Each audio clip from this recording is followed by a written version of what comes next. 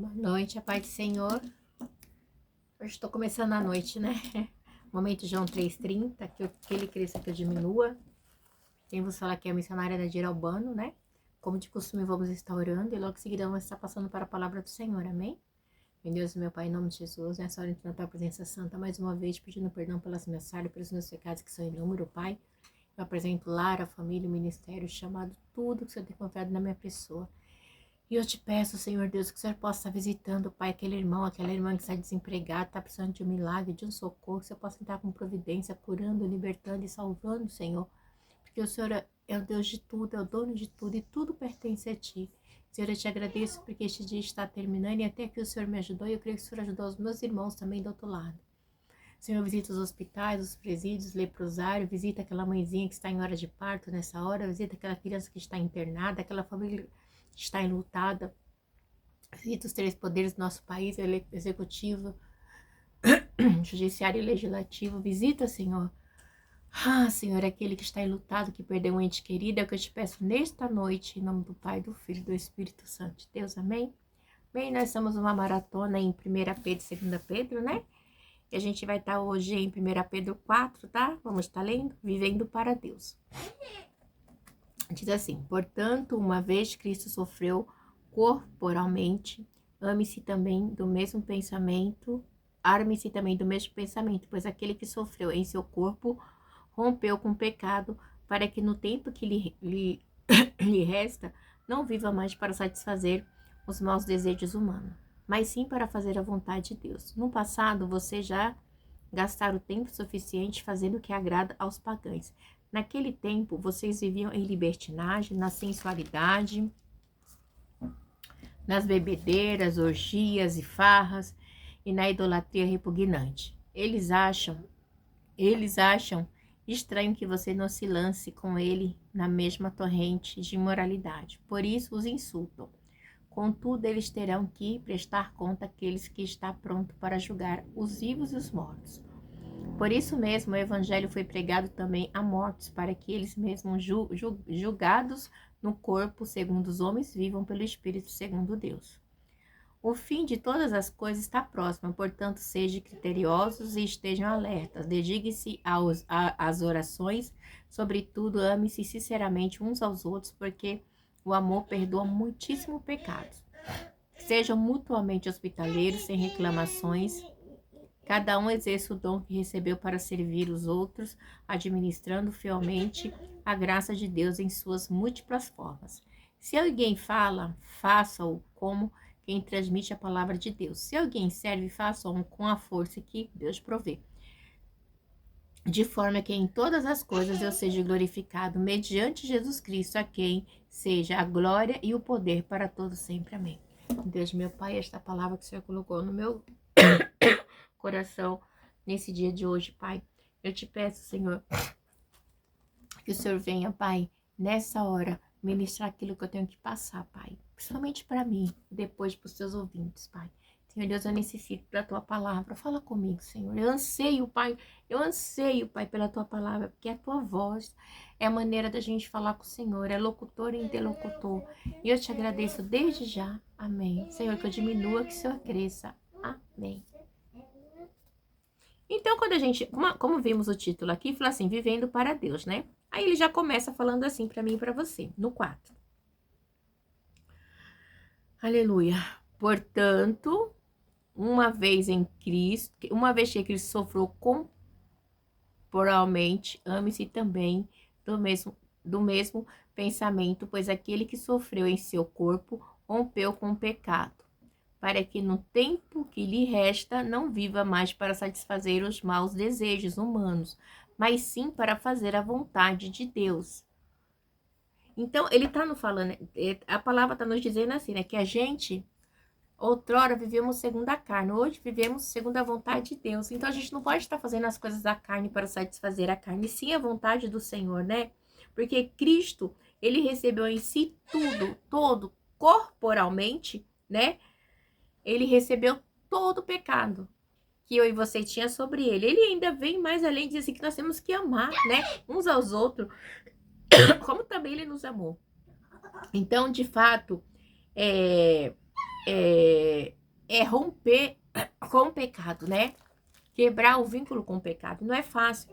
Então, assim, e quando a gente quebra um vínculo com o pecado, a gente acaba sofrendo, porque muitas pessoas não entendem, né? Perseguem, criticam, debocham, né? Falam coisas terríveis a nosso respeito, né? Mas esse sofrimento, ele vai nos capacitar a endireitar cada vez mais na presença do Senhor, porque a prioridade é Cristo na minha e na sua vida. A prioridade na minha e na sua vida tem que ser sempre Cristo, né? Porque os desejos pagãos não pode mais. Não pode mais fazer parte da minha e da sua vida, né? Então, o amor de Cristo promove o quê? A santificação em mim e de você. O amor de Cristo nos constrange. E isso acaba trazendo a santificação. Porque o Senhor é santo e nós temos que ser santo também, né? A gente leu esses dias na palavra do Senhor. Foi aqui mesmo, acho que foi 1 Pedro 1, né? Sei de santos porque eu sou santo, né? Então, a gente está nessa luta constante, né? E aí ele vem aqui e ele continua mais, né? Porque o quê? Porque os maus desejos humanos é contra a vontade de Deus. A vontade da carne é sempre contra a vontade de Deus. A carne sempre vai militar com Deus, porque a atitude de Cristo é para prevalecer a vontade de Deus. E para a gente fazer prevalecer a vontade de Deus, a gente vai ter que lutar contra nossas carne mesmo, né? Então, isso é um fato determinante para a gente ter a vida eterna. Não adianta. Eu e você não vamos ganhar a vida eterna enquanto a gente não estiver lutando contra a nossa carne. Ele diz aqui no 4:3, assim, no passado, vocês... Ele diz bem assim, aqui, ó, no 4. No passado, vocês já gastaram tempo suficiente fazendo o que agrada os pagãos. Naquele tempo, vocês viviam em libertinagem, na sensualidade, né? Nas bebedeiras, nas orgias, nas farras, nas idolatrias repugnantes, né? Eles acham estranho que vocês não se lancem como eles na mesma torrente de imoralidade. Por isso, os insultam.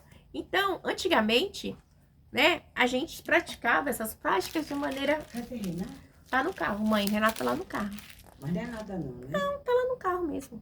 De maneira totalmente natural. Mas agora, em Cristo, nós não podemos fazer essas práticas. Por quê? Porque diz assim, no passado, hoje no presente, nós somos cristãos, nós servimos a Cristo. Então, antes da conversão, quando éramos pagãos, fazia todas essas coisas da maior naturalidade.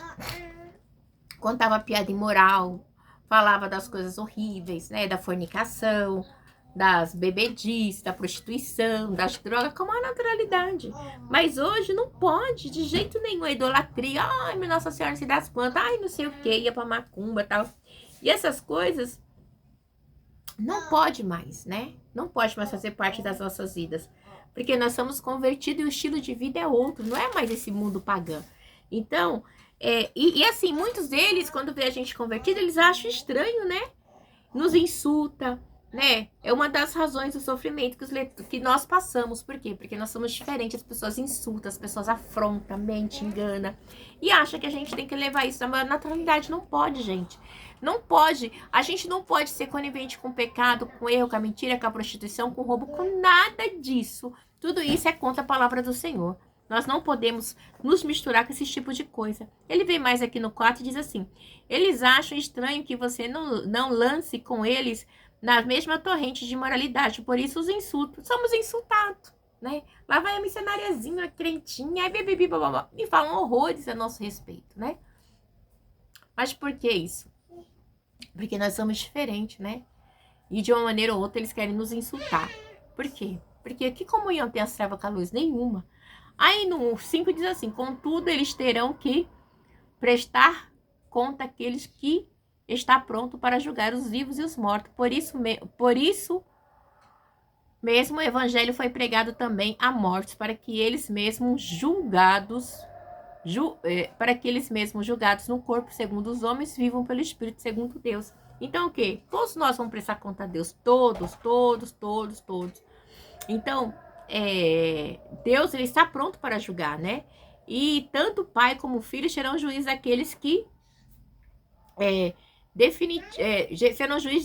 serão juiz daquele grande dia definitivamente. Não tem jeito, não vai ter por onde correr no dia do juízo final. Não tem.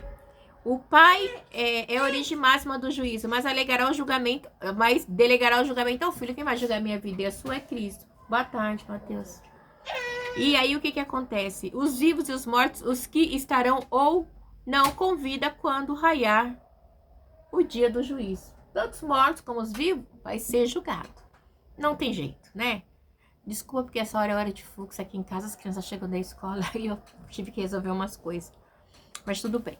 Aí no 7 diz assim: o fim de todas as coisas está próximo, portanto, sejam criteriosos e estejam alertas. Dedique-se às orações, sobretudo, ame-se sinceramente uns aos outros, porque o amor perdoa muitíssimo o pecado, né? Amar sinceramente é algo bem complicado, né?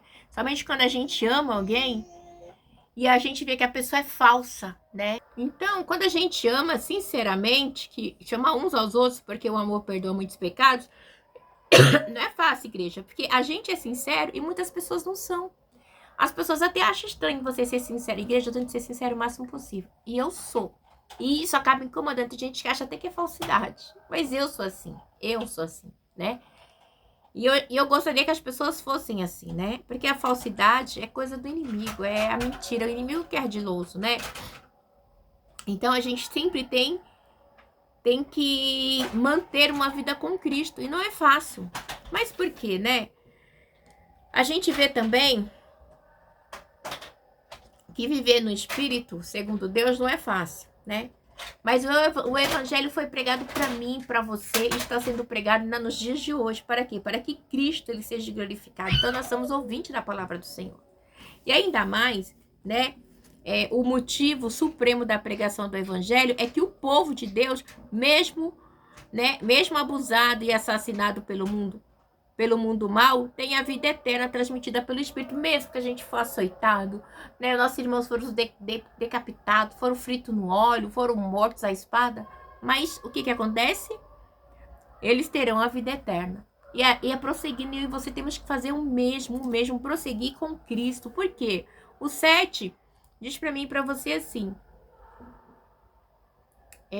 ame uns aos outros, né? A gente já leu. Aí assim, sejam mutuamente hospitaleiros, sem reclamações. Cada um exerça o dom que recebeu para servir os outros, administrando fielmente a graça de Deus em suas múltiplas formas. Por quê? Porque Deus tem múltiplas formas, Deus tem múltiplas maneiras, né? Então assim, se alguém fala, faça-o como quem transmite a palavra de Deus. Se alguém serve, faça-o com força que Deus provê de forma que em todas as coisas Deus seja glorificado, mediante Jesus Cristo, a quem sejam a glória e o poder para todos sempre. Amém. Então a gente tem que fazer as coisas de Deus, desculpa, com amor, né? Porque o fim está próximo, a gente não tem para onde correr, né? A segunda vinda de Cristo está próxima e ninguém tem para onde correr. E nós que somos cristãos, nós temos que raciocinar que tudo isso aqui é passageiro. A palavra diz mesmo, no começo de 1 Pedro 1, que nós somos simplesmente como forasteiros nessa terra, né? Então nós temos que ter decisões sábias e maduras para que nos leve à salvação, para que nos leve à vida eterna. Porque se eu falo que eu amo meu irmão, eu te amo, não sei o que, você quer, não sei o que. A gente tem que amar sinceramente. Não vou dizer que a gente tem o mesmo amor que a gente tem por Deus, o mesmo amor que a gente tem por nossos filhos, pelo nosso esposo. Mas nós temos que ter um amor sincero, de poder ajudar, de se colocar no lugar. Nem sempre a gente consegue ajudar todo mundo. Isso é hipocrisia também, né? Tem pessoas que a gente consegue ajudar, outras a gente não consegue ajudar. E Deus, ele sabe todas as coisas, né? Mas a gente tem que ser sincero, né? A gente tem que perdoar, porque o amor perdoa, né? Vez após vez, a gente tem que perdoar, né? E as pessoas às vezes acham que é falsidade. Não. Eu tenho que ser diferente porque eu que sirvo a Deus e você. Se aquele que não serve, que não entende, problema dele, é ele com Deus, né? Então a gente tem que exercer o que? O dom que recebemos. O dom do amor, o dom de ajudar, o dom da graça. Porque a palavra de Deus, ela é a expressão máxima de tudo, o próprio amor, né? É o próprio Deus mostrando o amor dele, a história dele. É um romance, assim, que... Nossa, misterioso de amor de Cristo para conosco, né?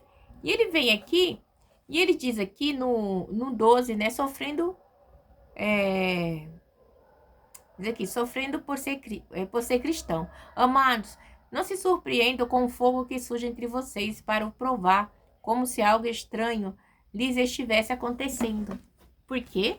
Mas alegre-se à medida que participam dos sofrimentos de Cristo, para que também, quando a sua glória for revelada, vocês exultem com grande alegria. Desculpa. Então ele está nos falando, né, que nós vamos ser provados, né? Aqui, ó, amados, não se surpreendam com o fogo que surge entre vocês para os provar, como algo estranho lhes estivesse acontecido, mas alegre-se à medida que participam do sofrimento de Cristo, para que também, quando a sua glória for revelada, vocês exultem com grande alegria.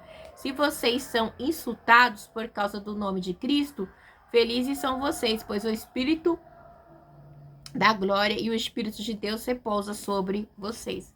Quando nós servimos a Deus, nós somos insultados, nós somos afrontados, nós somos caluniados. Igreja, não é fácil.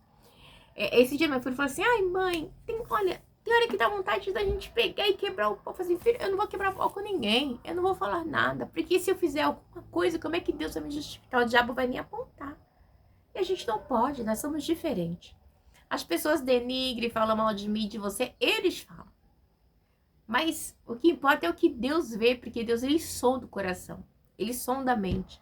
E mais além de tudo, a palavra do Senhor diz que os olhos do Senhor estão em todo lugar, contemplando os montes. Mas então Deus está vendo tudo, igreja. Deus está vendo tudo. Eu não vejo nada. Eu não vejo o que está acontecendo na minha cozinha, no quarto. Vale aqui na sala onde eu tô. Meu filho tá ali atrás do sofá, né? Eu tô aqui na mesa de jantar, ele tá ali, no celular. Eu não consigo ver. Eu vejo que ele tá ali, né? Porque eu deixei ele ali deitado. Então, nós somos limitados, mas nosso Deus é onisciente, onipresente, onipotente. Ele vê, ele sonda, ele sabe todas as coisas, ele sabe quem é os seus, quem é dele e quem não é. Não adianta a gente querer mentir, fingir. A gente tem uma coisa que me irrita, é quando a pessoa quer dar uma de boazinha, ela não é. É tão feio, sabe? Fingir que é uma boa pessoa. Você não é boazinha, você não presta, você é ruim, você faz fofoca, você é mentirosa. Pra que fingir? Você apoia as coisas que é errado. Pra que fingir que você é bonzinho se Deus tá vendo todas as coisas? Não adianta. Uma hora ou outra, a verdade sempre aparece. E mais. Aí ele diz aqui. E a gente vê, né? Porque assim, à medida que a gente participa dos sofrimentos de Cristo, a gente vai o quê? Sofrer pelo amor de Cristo, e a gente vai crescer, vai chegar assim mais perto de Cristo, porque nós somos o quê? Insultados por causa do nome de Cristo. Você é insultada pelo nome de Cristo, né? Não é fácil, igreja. Igreja não é fácil. Não é fácil. Às vezes as pessoas têm raiva de você, xinga você, faz... Igreja, faz macumba e faz isso e faz aquilo. E quer ver você no chão, destruída. Mas nós temos um Deus que me deixa de pé, a mim e você todos os dias. As pessoas perseguem, caluniam, defama, faz coisas horrorosas, né? Esses dias mesmo, eu tava até comentei esses dias, né? Que eu fui lá na casa de um parente do meu pai, referente a um problema de uns roubos, de uns capiões de casa, bebebi, bobobó. E uns 5 anos atrás eu falei assim, não quero que a minha família participe com você. Eles são de uma certa testemunha, né? E mente, fala e não fala as coisas, depois fala que não falou, sabe? São tipos de coisas que eu pelo menos, eu não aceito, porque assim, a palavra do cristão me diz que é sim, não. Agora você tá batendo na porta dos outros, você tá coisando, você tá mentindo, você tá enganando, participando de falcatrua, então não tem como, igreja. Eu não quero esse tipo de gente na minha família e nem quero com os meus filhos. Eu respeito, né? Mas são pessoas que eu não... Sinceramente, não tenho raiva, não tenho ódio, Deus sabe do meu coração, mas não posso trazer no convívio, eu me sinto traída, né? E eu tenho dificuldade com isso, porque comigo, assim, depois do leite derramado, não tem jeito, eu perco a confiança. E eu fui lá levar uns documentos pra ele, e eu vi tudo, passei, falei tudo, né? Ele me recebeu no portão, e eu passei pra ele, eu falei, ó, a gente tá tentando falar com você já tem uns 2 anos, não sei o que. Seu telefone não atende, tal, a gente liga, daí outra... Ai, não, mentindo, já que mentindo, o celular nem é dele, o celular já é de outra pessoa, sabe? Ai, é porque eu quase não atendo, fica aí, o número de casa eu tirei. Então a pessoa continua mentindo do mesmo jeito. O que você quer com pessoas que mentem, igreja? O que pessoas que mentem vai acrescentar na sua vida? Nada. É o tipo de pessoa que eu não quero, entendeu? Aí eu peguei na mão dele, E perguntei da tia e tudo. Falei se eu poderia ver ela por educação. Ele falou que não, porque faz tempo que eles não... Eles, tipo assim, eles não têm contato com as pessoas, sabe? Eles acham que eles já estão no céu e tudo, né? Mentindo, enganando, mas estão no céu, né? Então, que tipo de jeito... O que ele tem pra acrescentar na minha vida? Não tem pra acrescentar nada. Não tem pra acrescentar na vida dos meus filhos nada. E eu peguei na mão dele e falei assim, olha, fulano, o que eu falei com você, né? Não tenho sentimento nenhum, não tenho raiva.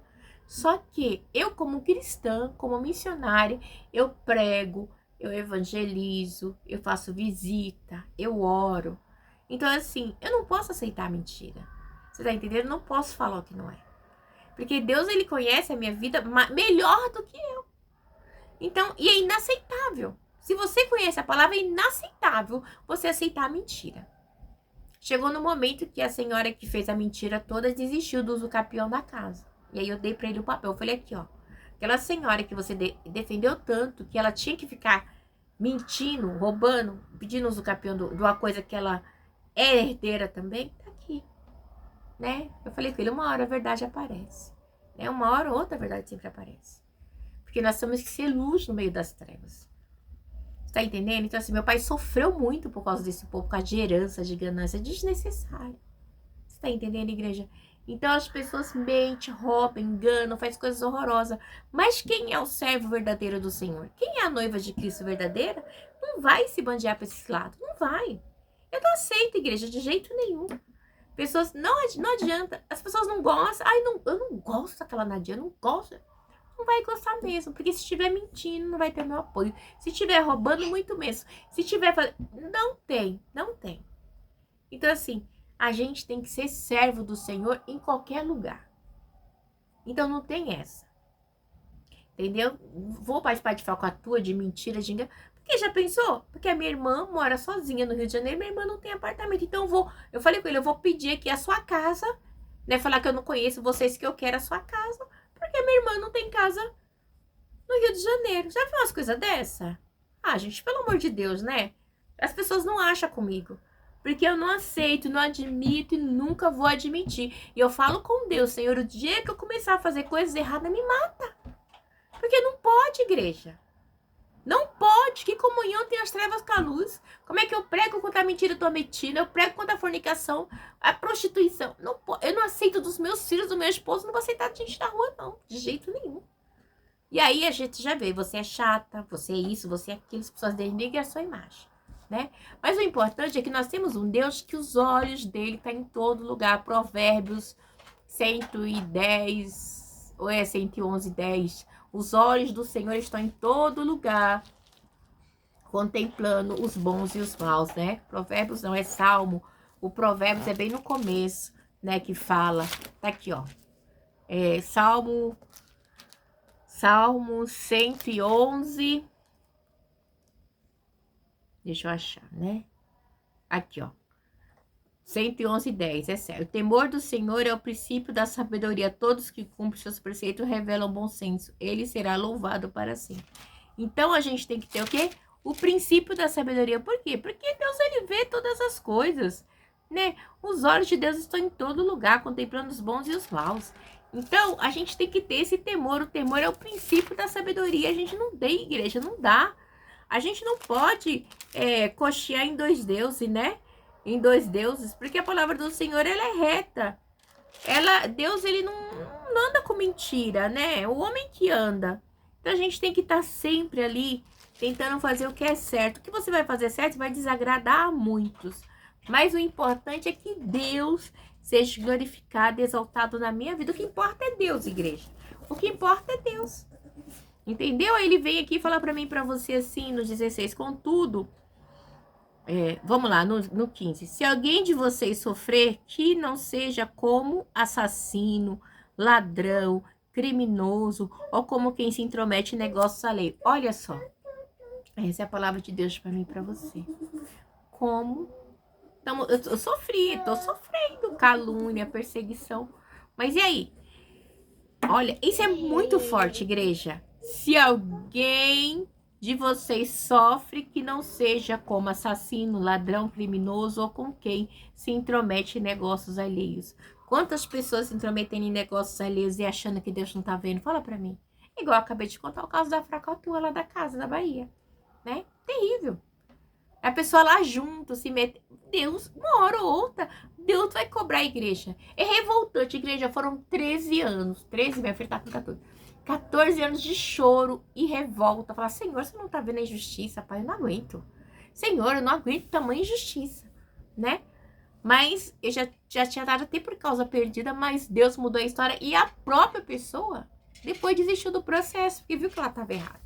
Mas foram muita oração, foram 14 anos de oração, jejum, choro. Eu falei, Senhor, eu sou tua serva, pai. O Senhor não me vê participar dessas coisas. E eu não posso aceitar, né? O que eu tenho... Aí um dia ele falou pra mim assim, mas você já tem seu apartamento, você já tem sua família bonita, não sei o quê. Oi, não é, que direito? Não é porque eu tenho a minha família, eu tenho o meu apartamento, eu tenho um carro. Que direito as pessoas têm de vir me roubar? Ou se fulano tem casa, apartamento, que direito eu tenho de roubá-las? Que isso? Isso chama-se negócios alheios. Coisas ilícitas, que não agrada a Deus. Oi, meu amor. O para-choque do carro. E Deus não tá nessas coisas na igreja. Não aceita esse tipo de coisa. No 16 é assim. Contudo, se sofrer como cristão, não se envergonhe, mas glorifique a Deus por meio desse nome. Glorifico a Deus, e Deus sabe. Não abaixa a guarda. Igreja não abaixa a guarda. Não abaixo. Não abaixo porque Deus, ele me conhece e ele sabe do meu coração. E eu sei o Deus que eu sirvo. Então, eu tenho que manter sempre o mesmo caráter, o mesmo princípio. Sempre. 17. Pois chegou a hora de começar o julgamento pela casa de Deus. E se começar primeiro conosco, qual será o fim daquele que não obedece ao evangelho de Deus? Olha que forte. Fala pra mim. Como que fica aí, né? Pois, olha que forte. Pois chegou a hora de começar o julgamento pela casa de Deus. E se começa primeiro conosco, qual será o fim daqueles que não obedecem o evangelho de Cristo? Fala pra mim. Não é? Então aqui, o julgamento da casa de Deus é a perseguição que os crentes sofriam. Os julgamentos, né, consistiam em ser enviados por Deus com o propósito de purificar o seu povo. E hoje não é diferente, né? A fim de que obedeça ao evangelho. Temos que pregar o evangelho verdadeiro, igreja, genuíno, puro, né? Se Deus exerce juízo contra o seu povo, quanto mais pesado não será o juízo que infligirá contra os incrédulos. Se eu e você que está pregando o evangelho, Deus pesa a mão, imagina os incrédulos. Aquele que rouba, que mente, que engana. Meu Deus, igreja, não dá. É muito cruel, né? Aí ele diz assim, se ao justo... Pega o carro, meu amor. Se ao justo é difícil ser salvo, quem será que será do ímpio pecador? Né? Se pra gente que é justo ser salvo é difícil, a gente tá lutando, a gente tá se sacrificando, tentando fazer o que é certo. Imagine pro ímpio. Como que será? Não tem como, né? Aí ele disse assim, tá bom, meu amor. Chegou. Por isso mesmo, aquele que sofre de acordo com a vontade de Deus devem confiar sua vida ao seu fiel Criador e praticar o bem. Nós temos que praticar sempre o bem, confiar a vida em Deus e saber que é do Senhor que vem o meu socorro. O Senhor é a minha justiça e a tua justiça. Não se meta em trabalhos alheios, porque o que é alheio, o que não provém de Deus, o que não presta, que Deus venha fazer justiça no tempo certo e oportuno, amém? Que o Espírito Santo de Deus possa falar melhor aos vossos corações. E desculpe que aqui em casa eu já comecei a fazer tarde, hoje eu entro e saio. Deus abençoe e uma noite abençoada em nome do Pai, do Filho e do Espírito Santo de Deus, amém.